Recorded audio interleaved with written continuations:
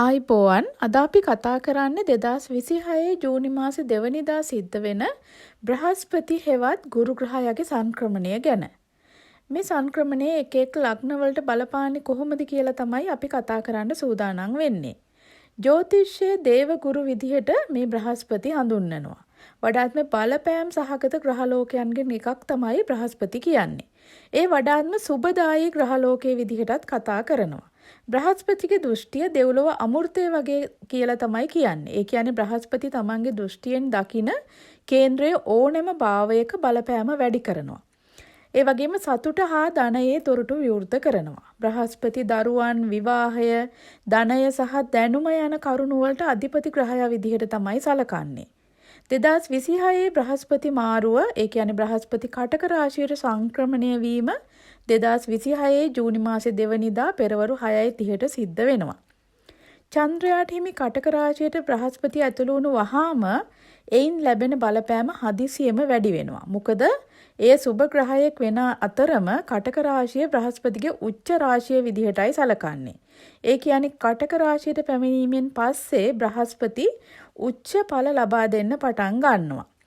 මේ වගේ තත්වයක් තුල වඩාත්ම සුබ දෘෂ්ටියක් ඇති සහ සුබ කියලා සලකන බ්‍රහස්පති ග්‍රහයා තමන්ගේ උච්ච රාශියට පැමිණි විට සුබඵල ලබා දීමේ හැකියාව වැඩි වෙනවා. නමුත් සියලුම ලග්න හිමියන්ට ඔවුන්ගේ කේන්දරවල ග්‍රහ පිහිටීමට අනුව සුබ වගේම අසුබ ඵල ලබා දීමේ හැකියාවකුත් තියෙනවා. බ්‍රහස්පති උච්ච වීම හා එහි බලපෑම වැඩි කිරීමට හේතු වෙන බව පිළිගත්තු කාරණයක්. බ්‍රහස්පති 2026 ඔක්තෝබර් 31 වෙනිදා පස්වරු 7:19 දක්වා කටක රාශියේ රැඳිලා ඉන්නවා. ඉන් පස්සේ සූර්යාට රවිට අයිති සිංහ රාශියට ඇතුල් වෙනවා. ජ්‍යොතිෂයට අනුව බ්‍රහස්පතිගේ මෙම රාශි මාරුව, ඒ කියන්නේ 2026 බ්‍රහස්පති ග්‍රහ මාරුව ඉතා වැදගත් ප්‍රතිඵල ලබා දෙන සංක්‍රමණයක් විදිහට තමයි සලකන්නේ. 2026 බ්‍රහස්පති මාරුව ඔබේ ලග්නයට බලපාන්නේ කොහොමද කියලා අපි දැන් කතා කරමු. මේ සුවිශේෂී ග්‍රහ මාරුවේදී සුබවාදීත්වයේ සහ ප්‍රඥාවේ ග්‍රහය වෙන ගුරු හෙවත් බ්‍රහස්පති තමන්ට අතිශයින්ම බලවත් වගේම උච්ච රාශියක් වෙන කටක රාශියට සංක්‍රමණය වෙනවා. ධනු ලග්න හිමි ඔබට මේ කටක ගුරු මාරුව ජීවිතයේ විශාල පරිවර්තනයක් වගේම ආගමික වශයෙන් පිබිදීමක් ඇති කරන මිශ්‍ර ඵල ගෙන දෙන කාලවකවානුවක් වෙනවා. ගුරු ග්‍රහය ඔබේ ලග්නයේ වෙන ධනු ලග්නයේ ලග්නාධිපති. ගුරුගේ මේ සංක්‍රමණය ඔබේ ලග්නයෙන් 8 වැන්නේ තමයි සිද්ධ වෙන්නේ. ඒ ඔබේ ජීවිතයට ඉතා වැදගත් සහ විශාල වෙනස්කම් ඇති කර දෙන්න සමත් වෙනවා. මේ ගුරු මාරුව ඔබට මිශ්‍ර ප්‍රතිඵල උදා කරනවා. මේ කාලය තුල එක අතකින් ඔබ ආගමික වශයෙන් දැනුම ඔබට තියෙන අත්දැකීම් වර්ධනය කරගන්න උත්සාහ කරන අතරම අනෙක් අතින් ලෞකික සැප සම්පත් භෞතික පහසුකම් ගැන සිතේ යම් කලකිරීමක් හෝ ආශාව අඩුවීමේ ස්වභාවයක් ඇති කරනවා. ඒ වගේම යම් යම් අවස්ථාවල් වලදී සංචාරයන්හි යෙදෙන්නත් ඔබට අවස්ථාව ලැබෙනවා. කොහොම නමුත් බලාපොරොත්තු නොවුණු හදිසි මුදල් ලාභ ලැබීමේ අවස්ථාවන් මේ කාලෙදී උදා වෙන්න පුළුවන්. ඔබට කිසියම් පරම්පරාගත දේපලක් හිමිවීමේ අවස්ථාවකුත් නිර්මාණය වෙනවා. ඔබට උගත් ප්‍රඥාවන්ත පුද්ගලයන්ගේ ඇසුර ලැබෙන කාලවකවානුවක් වෙන අතර ඒ අයගේ උපදෙස් ලබා ගන්න අවස්ථාව සැලසෙනවා. ඔබ පවුලේ වගකීම් ඉටු කිරීම ගැන වැඩි අවධානයක් යොමු කරන අතර එහිදී යම් යම් දුෂ්කර තත්ත්වයන්ට මුහුණ පාන්න සිද්ධ වෙන්නත් පුළුවන්. ඒ ගැන ඔබ අවධානයෙන් යුතුව කටයුතු කරනවා නම් ඔබේ වැඩ කටයුතු සාර්ථක කරගන්න අවස්ථාව ලැබෙනවා. ධනු ලග්නයට අනුව ගුරු ග්‍රහය පළමු වෙන්න, ඒ කියන්නේ ලග්නාධිපති සහ 4 වෙන්න කේන්ද්‍රාධිපති, ඒ කියන්නේ ගේ දුර යාන වාහන මව සතුට සම්බන්ධව බලපෑම් ඇති කරන ග්‍රහයා බවට පත් වෙනවා.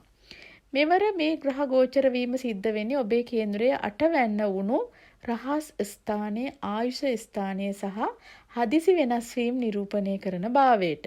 8 වැන්න කියලා කියන්නේ গুপ্ত සහ අద్භූත දේවල් පෙන්වුම් කරන ස්ථානය. එහි ලග්නාධිපති උච්ච වීම ඔබේ සිතුවිලි සම්පූර්ණයෙන්ම වෙනස් මාර්ගයකට යොමු කරන්න හේතු වෙනවා. භෞතික සැප සම්පත් සතුට සහ බාහිර ආටෝපය කෙරේ ඔබේ සිතේ යම් කලකිරීම සහගත ස්වභාවයක්, ආශාව අඩුවීමේ ස්වභාවයක් ඇති වෙන්න පුළුවන්. ඔබ වඩාත්ම නිහඬ ගැඹුරු චරිතයක් බවට පත් කරනවා. සැබෑ සත්‍ය හෝ පිරිසිදු ඥානය හොයන්න ඔබේ සිත පෙළඹෙනවා. ජ්‍යොතිෂ්‍ය, ගුප්ත විද්‍යාව හෝ පර්යේෂණ කරන අයට මේක අතිශයින්ම සුබදායක කාලවකවානුවක්.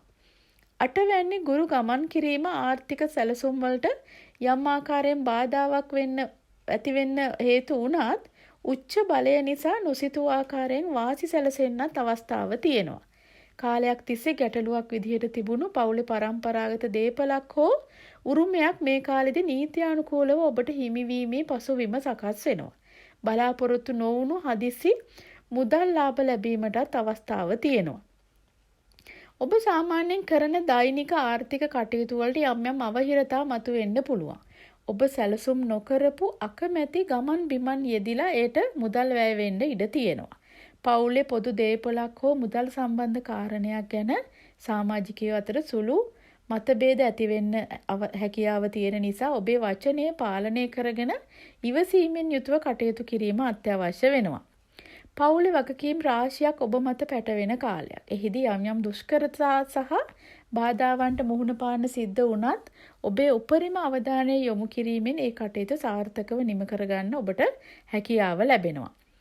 ලග්නාධිපති ග්‍රහයා 8 වැන්නේ ගමන් කරන අවස්ථාවක සෞඛ්‍ය පිළිබඳවත් ඔබ යම් තාක් දුරකට සැලකිලිමත් වෙන්න ඕනේ. උදරයේ ආශ්‍රිත ආබාධ, අක්මාව සම්බන්ධ ගැටලු හෝ රුධිර පීඩනයේ සම්බන්ධ ගැටලු ඇති වෙන්න පුළුවන්. ඔබේ දෛනික ආහාර රටාව සහ ජීවන විලාසය නිවැරදිව තබා ගන්න උත්සාහ කරන්න ඕනේ. කොහොම නමුත් ගුරු උච්ච බලයෙන් ගමන් කරන නිසා යම් කිසි රෝග තත්ත්වයක් මතු වුණත් නිසි ප්‍රතිකාර හරහා ඒ ඉක්මනින් සුව කර ගැනීමේ ශක්තිය ඔබට හිමි වෙනවා. 8 වැන්නේ ඉන්න ගුරු ග්‍රහය තමන්ගේ සුභවාදී දෘෂ්ටිය 12 වැන්න, 2 වැන්න සහ 4 වැන්න වෙත යොමු කරනවා මේ අවස්ථාවේ.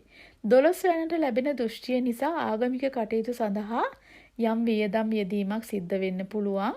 ඒ වගේම විදේශගත වෙන්න බලාපොරොත්තුෙන් ඉන්න අයට සුබදායක ආරංචි අහන්න ලැබෙයි. දෙවැන්නට ලැබෙන දෘෂ්ටියත් එක්ක වියදම් මැදේ උනත් ඔබගේ තැන්පත් මුදල ආරක්ෂා කරගන්න හැකියාව ලැබෙනවා. ඒ වගේම ඔබ කතා බහේදී ඊටම බුද්ධිමත්ව කතා බහ කරනවා. 4 වැන්නට ලැබෙන දෘෂ්ටියත් එක්ක නිවසේ පැවති යම් අවුල් සහගත තත්වයන් තිබුණා නම් ඒවා සමනයකටපත් වෙනවා. ඒ වගේම මවගේ සෞඛ්‍ය සම්බන්ධයෙන් ඔබට සතුටුදායකව ආරංචි අහන්න ලැබෙයි. ධනු ලග්න හිමියන්ට මේ කටක ගුරුමාරුව කියන්නේ මිහිරි වගේම තිත්ත මිශ්‍ර වුණු කාල සීමාවක්. ඒ නිසා බාහිර ලෝකයේ දියුණුවට වඩා තමන්ගේ අභ්‍යන්තරික දියුණුව, ඥානය සහ පවුලේ වගකීම් ශක්තිමත් කරගන්න ලැබෙන මේ අවස්ථාවේ ඉවසීමෙන් යුතුව කටයුතු කරනවා නම් ඔබට ජය ගන්න හැකියාව තියෙනවා. ඉතින් අපි කතා කරුවේ ගුරු මාරුව ධනු ලග්න හිමි ඔබට කොහොමද බලපාන්නේ කියලා පොදු පලාපල තත්ත්වයක්. ඔබටත් ඔබේ කේන්ද්‍රයේ පෞද්ගලිකවම පරීක්ෂා කරවා ගැනීමට අවශ්‍ය නම් පහත සඳහන් වෙන WhatsApp අංකයට කෙටි පණිවිඩයක් යොමු කෙරුවොත් වැඩිදුර තොරතුරු ලබා ගන්න හැකියාව තියෙනවා. ඒ වගේම කාරුණික ඉල්ලීමක් කරනවා අපේ YouTube නාලිකාව subscribe කරලා තියාගන්න කියලා ඉදිරි කාලයේදීත් මෙවැනි වීඩියෝ නැරඹීම සඳහා.